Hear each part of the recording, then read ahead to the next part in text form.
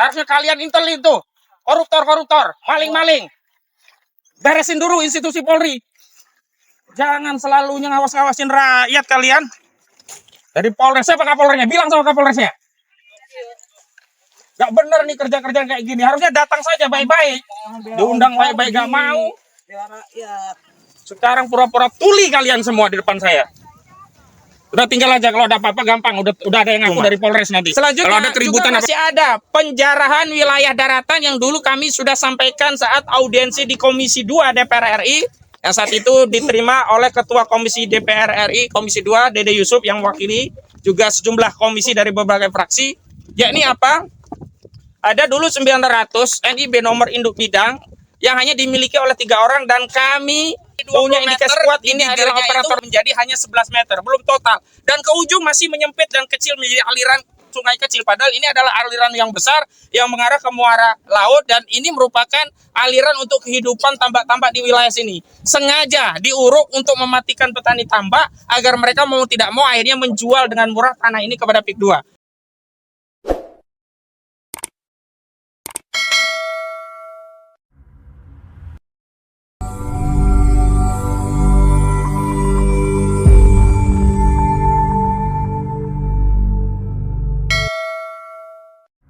Menyampaikan yang ketiga.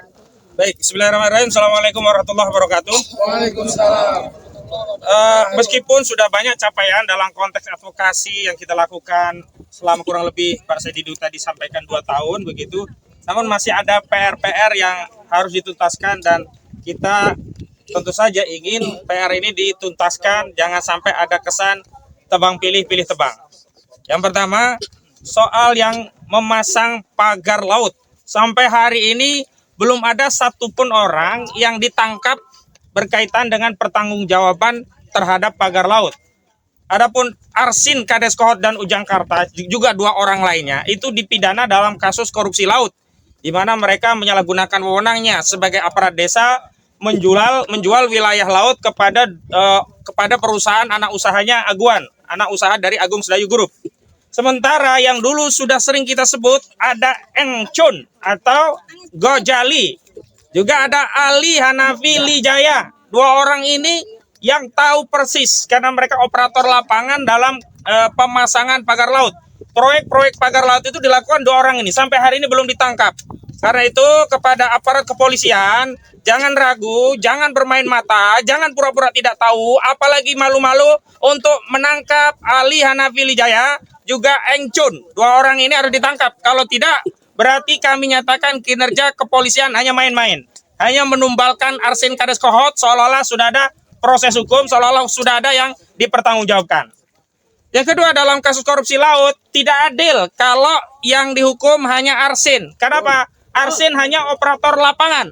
Ada yang turut serta, ada yang membantu, bahkan menikmati hasil kejahatan perampasan tanah laut. Siapa yang menampung tanah-tanah jarahan dari tanah laut yang panjangnya 30,16 km, yang dari bibir pantai itu panjangnya adalah 900 meter, silahkan dihitung berapa luasnya.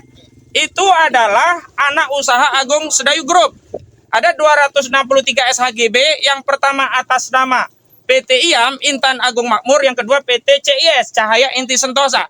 Mereka ini yang sebenarnya adalah penampung tanah jarahan. Jadi kalau dalam bahasa hukum, kalau ada maling motor, ini penadahnya. Kenapa negara tidak berani memproses hukum anak usaha Agung Sedayu Group milik Aguan atau Sugianto Kusuma? Dan ini juga ada kaitannya dengan pertanggungjawaban PIK 2 proyek oligarki milik Salim Group dan milik Agung Sedayu Group. Salim Group milik Antoni Salim, sementara Agung Sedayu Group milik Aguan atau Sugianto Kusuma. Selanjutnya juga masih ada penjarahan wilayah daratan yang dulu kami sudah sampaikan saat audiensi di Komisi 2 DPR RI. Yang saat itu diterima oleh Ketua Komisi DPR RI, Komisi 2, Dede Yusuf yang mewakili. Juga sejumlah komisi dari berbagai fraksi. Yakni apa? Ada dulu 900 NIB nomor induk bidang yang hanya dimiliki oleh 3 orang dan kami punya indikasi kuat ini adalah operator lapangan dalam perampasan tanah, sehingga penduduk yang punya tanah itu tidak bisa meningkatkan ya kiriknya menjadi sertifikat tanah karena sudah diblok. atau mereka tidak bisa menjual kalau itu sudah tersertifikat karena sudah dikuasai NIB-nya. Yang ada 900 hektar dimiliki hanya 3 orang. Ini juga belum disidik. Yang pertama atas nama tadi pemain pagar tadi ya, Angcun atau Gojali. Yang kedua ada Freddy. Yang ketiga ada Hendry. 3 orang ini 900 hektar sampai sekarang tidak pernah diproses, tidak pernah ada penyidikan terhadap kasus ini. Ini perampasan tanah rakyat di daratan. Lalu dari sini ada Kali Muncung. Kali Muncung itu dulu lebarnya 20 meter. Ditutup diuruk oleh PIK 2. Ketika kita ribut-ribut, pembela PIK 2 katanya fitnah, mana ada kali diuruk ya. Yang ketua BKN itu ya, Barisan Kesatria Nusantara, yang sekarang udah hilang, nggak tahu kemana ini. Seluruh pembela PIK 2 sekarang hilang semua. BKN hilang ya. Wasi juga hilang. Kemudian Hendro Priyono juga hilang.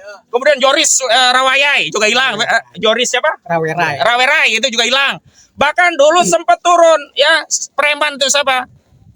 Yang bermasalah dengan Pak Gufron yang dilaporin Hercules juga pernah pasang badan, hilang semua. Kenapa? Semua yang membela kebatilan itu pasti akan kalah dengan al-haq. Jadi ini kali ini sekarang memang sudah berusaha disodet, dibuka. Cuman dari 20 meter di bibirnya itu menjadi hanya 11 meter, belum total. Dan ke ujung masih menyempit dan kecil menjadi aliran sungai kecil. Padahal ini adalah aliran yang besar yang mengarah ke muara laut dan ini merupakan aliran untuk kehidupan tambak-tambak di wilayah sini. Sengaja diuruk untuk mematikan petani tambak agar mereka mau tidak mau akhirnya menjual dengan murah tanah ini kepada PIK 2. Itu juga belum ditindaklanjuti. Juga kita harus kejar apa itu?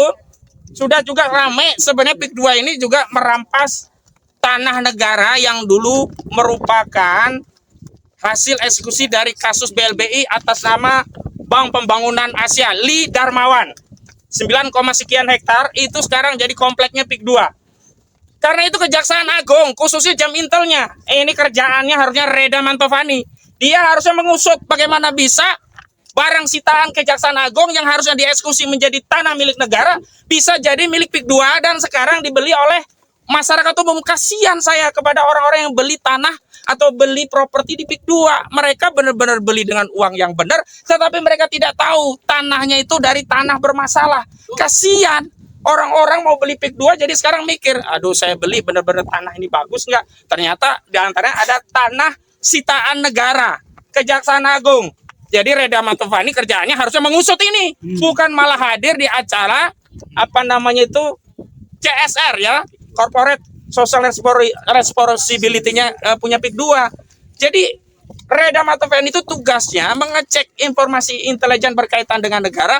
Nah, kalau ini ada tanah milik negara ya dieksekusi untuk negara, bukan kemudian dikuasai oleh PIK 2 jadi industri properti diam saja malah ikut-ikut promo PIK 2. Karena apa? Ikut-ikut hadir di acara CSR-nya PIK 2, nggak ada relevansinya seorang jam intel hadir di acara oligarki PIK 2. Nah, yang terakhir dari saya tadi memang sudah mengerucut. Salah satu yang perlu kita tindak lanjuti secara cepat itu adalah follow up terkait penyitaan Satgas PKH. Perlu untuk diketahui dulu yang kita gugat di Pengadilan Negeri Jakarta Pusat, luas tropical coastline-nya Aguan dan Antoni Salim adalah 1.775 hektar. Ternyata yang disita oleh Satgas PKH 1.600 hektar. Itu artinya mayoritas proyek oligarki PIK 2 dibangun di atas lahan negara yang dirampas oleh oligarki PIK 2. Coba, 1.775, yang disita 1.600, berarti modalnya cuma 100 sekian. Sisanya ngerampas tanah negara. Dan sayangnya negara permisi. Makanya harus dicek. Menteri Kehutanan dulu yang berkuasa siapa? Harus dicek. Dan Menteri Kehutanan yang sekarang harus kita plototin. Kenapa? Kami khawatir ketika ini disita dikembalikan kepada yang berwenang dalam hal ini Kementerian Kehutanan, justru tanah ini akan dikembalikan lagi kepada Aguan atau PIK 2 dengan berbagai modus. Kami mendengar informasinya modusnya nanti akan jadikan proyek perumahan rakyat.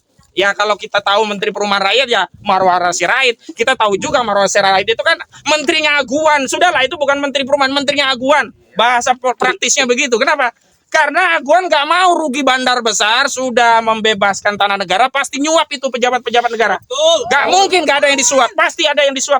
Dan itu keluar duit banyak. Dan kemudian nguruk ya wilayah yang tadinya hutan lindung menjadi daratan, bahkan sebagian sudah dibangun dan sebagian lagi siap bangun, itu udah keluar duit banyak. Nggak mau mereka rugi. Karena itu Jangan sampai ada upaya pemulihan kerugian oleh PIK 2 dengan berbagai modus untuk mengambil alih kembali tanah yang sebenarnya itu tanah negara yang harusnya digunakan untuk sebesar-besarnya kemakmuran rakyat. Dan terakhir, insya Allah kita akan merinci itu ke Satgas PKH hari Rabu. Mudah-mudahan Satgas PKH juga nanti bisa menerima kita, Pak Mur, Bang Sedido dan yang lainnya. Kita juga akan hadir untuk menyampaikan berbagai aspirasi langsung. Kenapa?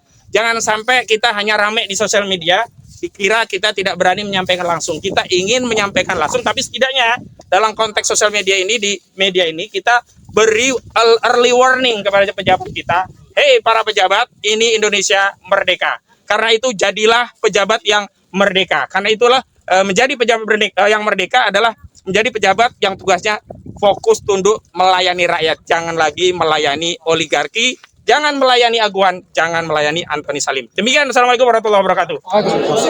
Selanjutnya perwakilan